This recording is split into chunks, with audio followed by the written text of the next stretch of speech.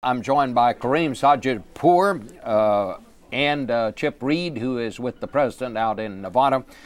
Karim, let's just start with this announcement that we got from the watchdog agency. Does this move it up a notch? Does it now appear that Iran is closer developing a nuclear payload for a weapon?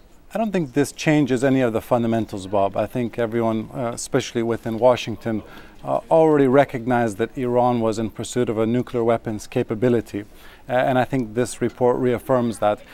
Past IAEA reports were more reluctant to use that type of strident language because the previous general director, Mohammed al-Baradei, was fearful of the prospect of a U.S. or Israeli military strike against Iran. So he tried to couch things in more peaceful terms. But I think the current Director General, Japanese General Director Amano, is not holding back like al-Baradei is.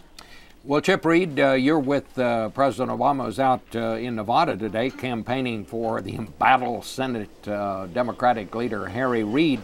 How did the White House take this when they got this report yesterday? Does this signify we may get some changes in the U.S. strategy toward dealing with Iran? Well, not really changes. They say it just reaffirms what they already thought, that Iran is moving in the direction of building a nuclear weapon. They also cited evidence of more secrecy on the part of Iran, not allowing inspectors in certain areas, suggesting that there's more going on that meets the eye.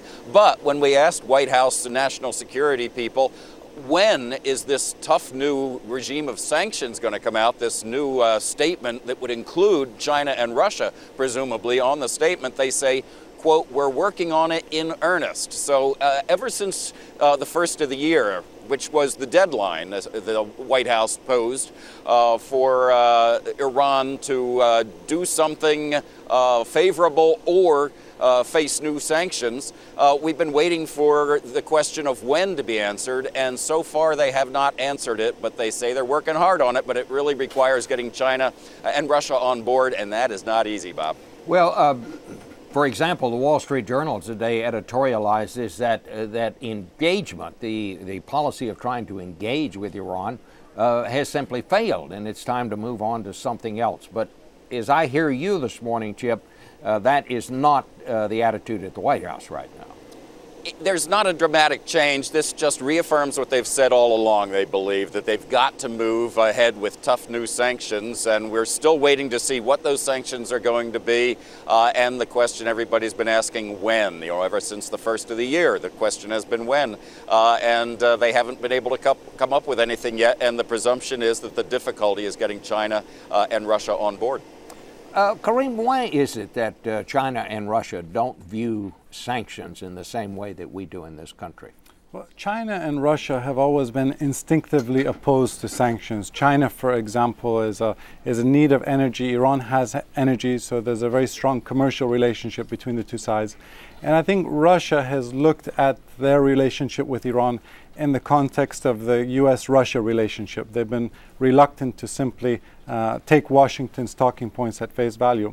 But I think actually the benefit of the engagement approach has been the fact that we've exposed Tehran as the intransigent actor in this equation, not the United States. 2-3 years ago, when I would talk to European diplomats or even Russian and Chinese diplomats, they would complain much more about Washington's unwillingness to engage Tehran than Tehran's inflexibility. And now the game has changed. After a year of really bending over backwards to try to change the tone and context of the U.S.-Iran relationship, I think the Obama administration has created more international cohesion than ever before.